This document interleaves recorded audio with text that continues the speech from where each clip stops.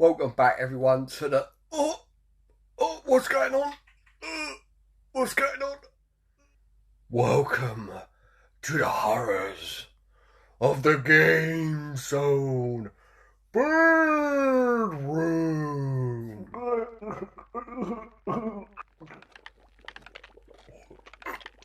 GameZone Birdroom. Hello.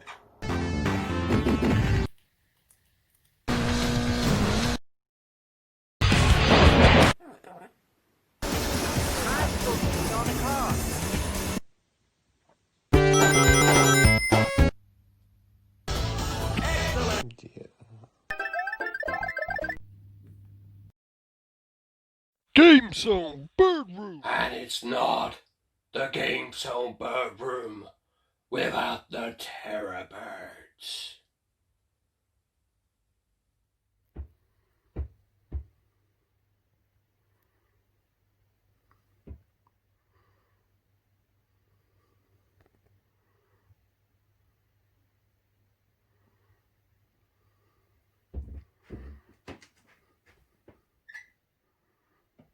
What have I got for you today, guys?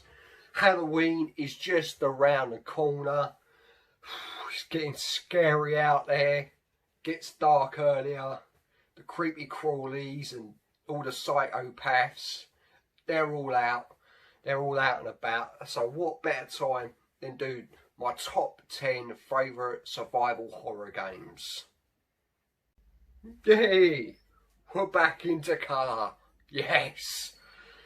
Anyway, two games that almost made the list but weren't quite good enough to make the top 10. And the first one is The Thing for the PlayStation 2. Really enjoyed this game. I love the mechanics of you and your team. You're not too sure to trust them. It's loosely based on the movie. And yeah, you can sort of see your teammates, and you know their sort of blood pressure's going up, and that it's a quality game. Love the atmosphere. Scary as hell when I first played this. Yeah, you just don't know who to trust. Not even your best friend. It's that scary. Anyway, terrific game. And another one that didn't quite make the top 10. Probably still to the fact that I'm still playing it. Enjoying it though, and that is Deep Fear for the Sega Saturn. This is a rip-off of the Resident Evil games. It's done really well, but the acting is just so poor. It's brilliant. It is so funny. It's not supposed to be funny, but it is. I think Retro 48K and mentioned the French scientist. It's just, play this game and check out the French scientist. It is funny as fuck. But yeah, the graphics are pretty good for a Saturn. You know, Sega done a really good job on this.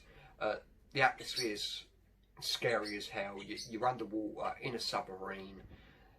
You've got monsters roaming about. It's a brilliant game. It really is. It was a fuck you from Sega, because Resident Evil 2 was supposed to be on the Saturn, but Capcom scrapped the idea and it became a PlayStation 1 exclusive. And Sega said, well, we'll do our own. And they've done a pretty good job. So yeah, didn't quite make the top 10. It is now time for the top 10. I know it's a bad Howard Finkel impression, but I enjoyed doing it. And these are no particular order except for the number 1 pick. But yeah, next up we have one of my all-time favourite 360 games, and that is Left 4 Dead. Absolutely brilliant game. Never been one for playing online, but I enjoyed playing this online, whether I knew the people or not. You know, just random game with people. It's a lot of fun. You don't want to go alone on this game. It's pretty scary. You know, you won't survive long. Actually, you definitely won't survive long if you go it alone. keep by your teammates, look after them, they'll look after you hopefully. But yeah, it's a brilliant game. Some great baddies in it, like some of the top baddies. You got like the tank, you got Boomer, which when he just explodes on you, and that attracts the herd, and they just literally pounce on you. Quality game. Absolutely love it. At number 9 we have The Evil Within for the Xbox One. This game's a bit of a mind fuck really. Fucking scared the shit out of me.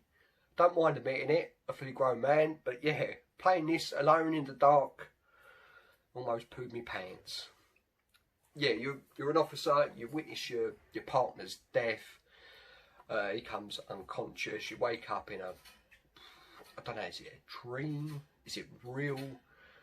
You've got these weird monsters, and it's just a nutty game. But it's brilliant. You really become quite engrossed in the story, and yeah, definitely worth a game. I want to get number 2 now to see what that's like. It's definitely worth playing this game, and yeah, very scary. Some of the, you know, when you got some of the characters with the bloody barbed wire all wrapped around their face, and oh, dirty. So that is number 9, The Evil Within for the Xbox One. Number 8 we have State of Decay 1 and 2. Absolutely love this game. I'm a massive fan of The Walking Dead. You know, some of the Walking Dead games that have been out just have not captured and not done the series and the comic justice. This does. This really is basically the Walking Dead game. You've got a couple of survivors, you know, you find a sort of a safe house, you bring other people into the community, you can create stuff like craft gear and fortify your house, and that. It's just a brilliant game. You don't know whether to trust other humans when you meet them, you know, they can turn on you. You've got, in number 2 there's a new type of zombies and that, which are, I can't remember what they're called now. Does it say on the back? No, but they're all completely bloody, and you know, it's like a nest, and you got to kill the mother zombie, and that would destroy that nest. Then you got your normal ones, and you got your, I can't remember what they're called. The tank type from Left 4 Dead. You know, they're great big huge beast of a zombie. Not even on the back of the cover. That's a bit naughty days. But yeah, State of Decay 1 and 2. I absolutely loved. When I first played number 1 on the 360 and that, graphics weren't that great. You could tell it was an indie game. But now with the full backing of Microsoft, where they're part of the Microsoft team now, I'm really hoping number 3, that's what's persuading me to get an Xbox Series X. The Xbox Series X, it will be number 3 of this. But yeah, State of Decay 1 and 2, cracking games. Walking Dead, they are the proper Walking Dead game, they are. Number 7, Dreamcast.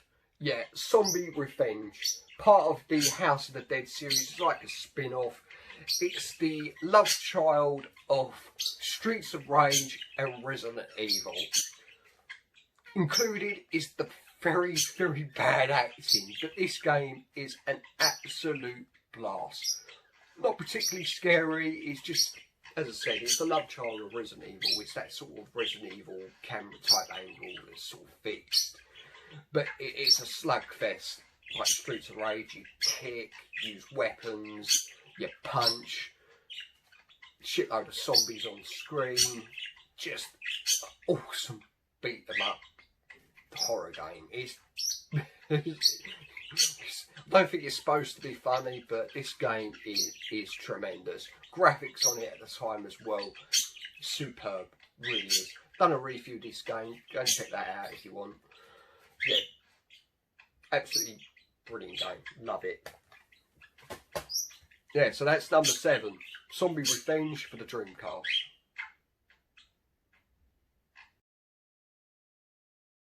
And at number 6, we have House of the Dead 2 for the Sega Dreamcast. Again, this is such a fantastic series. Want to get number 1 for the Saturn, but it's so expensive. But yeah, number 2, fairly cheap for the Dreamcast. Awesome graphics. It's basically like Virtual Cop. It's a shooting game. Absolutely brilliant. I mean, I haven't got the gun or anything, so I only have to, I use the joypad, but still a hell of a lot of fun. If you've got 2 players, it's even better. Brilliant game. Not particularly scary. It's again, the dialogue in it is just fucking funny. That's me in stitches every time I play this game. Yeah, brilliant shooting game, brilliant graphics, fantastic. That's House of the Dead 2 for the Sega Dreamcast. We are at the halfway point. And number 5 comes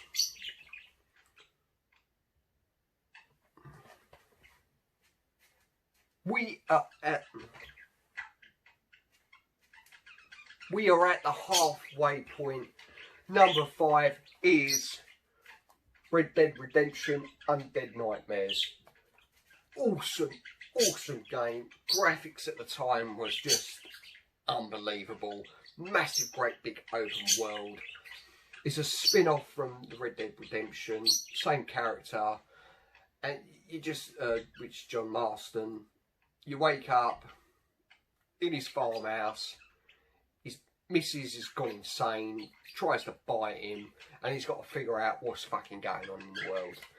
And meet up with a lot of the same characters in this game as you did with the original, and you clear out cemeteries. Once you've done that, the ground's safe, and you've got to sort of kill the rest off in the town. But yeah, it's a brilliant story. It's quite long actually as well, you know. You could spend, obviously, the scenery's slightly different, slightly darker and a bit more spookier than the settings in the original game, which gives it another different feel, which is really good. So yeah, number 5, we have Red Dead Redemption Undead Nightmares.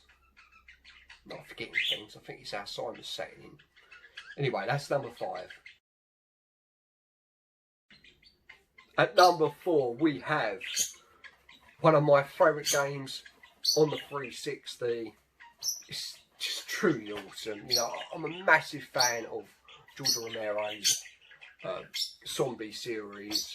You know, Night of the Living Dead, Dawn of the Dead, Day of the Dead, Land of the Dead, Diary of the Dead. You know, they're awesome films. But the one that I really loved was Dawn of the Dead, which is set in a shopping mall. And this game is sort of, doesn't actually say it, but it's sort of loosely based on it, and that's Dead Rising. This was the reason why I bought a 360 in the first place back in 2006. I saw this game on the telly. Fuck me, the amount of zombies on screen. That first scene when you just go into the shopping mall and the doors are all blocked off, and I don't know how many zombies are on screen. Must be about 500. Fucking hell, and you've got to try and get up the escalator stairs to get away from them. But oh, what an entrance! What a start of a game. Yeah. What more can you say? You're in a shopping mall. You can grab literally anything, customise your character's clothes, go into a shop, a clothes shop, customise it all. It's just a mad game. Funny as hell as well. It doesn't take itself too seriously. The shopping malls are massive. It's like a big open world shopping mall basically, so you can just explore it. The only thing I didn't like was the countdown. You only get, I think it's on the first game, 72 hours, is it? I think they get longer as like number 2 comes out. I think it's was it 48 hours or something? It's 72 hours, 48 hours or something like that. But it's a brilliant game. The reason why I bought a 360. At number 3, we have PlayStation 4 Until Dawn. What an awesome game this is. Oh, it scared the crap out of me. Your group of friends and that, you're having a reunion after the year before, where one of their friends died. They reckon she fell off a cliff. I'm not going to spoil anything in this game in case you haven't played it. But yeah, you all meet up again the following year, and you control every single character. And the choices you make have a massive effect on the ending.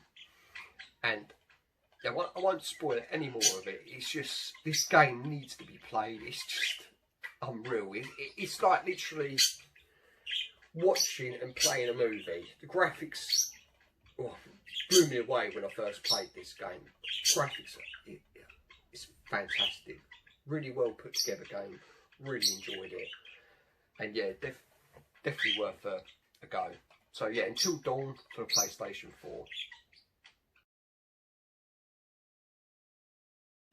At number 2, we have one of the games I fell in love with. You can't really call it a survival horror game. It's loosely based on a lot of different horror games. You've got the blob character in it, you've got zombies, mummies, Frankensteins, monster, you name it, you've got it in this game. There's, I can't remember how many levels, 50 levels in it or something, and that is Zombies for the Sega Mega Drive. This is just a brilliant game. The first level I absolutely love, sort of homage to Night of the Living Dead. You've got zombies, you've got to save characters that all died around the map. I think there's even a dog you have to save in it as well. Army soldiers, a cheerleader bouncing on a bloody what's it called, trampoline. I mean, zombie apocalypse with monsters and everything else. Why the hell would you be bouncing on a trampoline? Stupid. It is such an hilarious game. Yeah, zombie. It's even better when you're playing co-op. This game was made for 2 players. It is awesome game. Absolutely awesome. Love it. It's a game that I always go back to as well. Just to have a quick play. Makes you laugh. Brings back a lot of good memories. Zombies for the Sega Mega Drive is my number 2 pick. It is now time to find out my number 1 survival horror game. Cheated a bit. It's not just one game. It's a whole collection of games. And my number 1 pick, of course, is Resident Evil. These games are just absolutely brilliant. The first few games, 1, 2 and 3, dialogue is a bit suspect, can be very funny at times, but it was the atmosphere of the game, especially number 2, which is my all-time favourite. Played number 1 originally first. That was scary as hell, you know, especially the bloody great big tarantula in it. Why do games have big deadly spiders? Oh, I bloody hate it. But yeah, the atmosphere in Resident Evil 1 was just so brilliant. A great big mansion to lose yourself in. Zombies, zombie dogs, bloody great big spiders. You name it, this game had it. Number 2 was the game that really made me fall in love with the survival horror games. It was just what I was expecting it to be. Bigger, you know, populated with more zombies, more different monsters. It was so brilliant. And then number 3 came along, and you had this big fucker who was chasing you. Quality. Oh, Nemesis. And then the series moved on a bit more. This was one of my all-time favourite Dreamcast games. Resident Evil Code Veronica. Graphics on it was a massive, great big leap. And the series progressed even further, you know. well, I mean, it's just one of the greatest series of all time, basically. So yeah, my number one choice, Resident Evil, the series. Well, I hope you enjoyed that. That is my top 10 favourite survival horror games. A little bit of a cheat at the end with the complete, well, not the complete Resident Evil series. Do plan on getting a few of the others, but yeah. Hope you enjoyed that. I haven't finished with the Halloween specials. Next time on the GameZone Birdroom, I will do my top 10 favourite horror films. Remember, guys, if you enjoyed the video, button bash that like, subscribe, hit that little notification bell, and take it easy. GameZone Birdroom.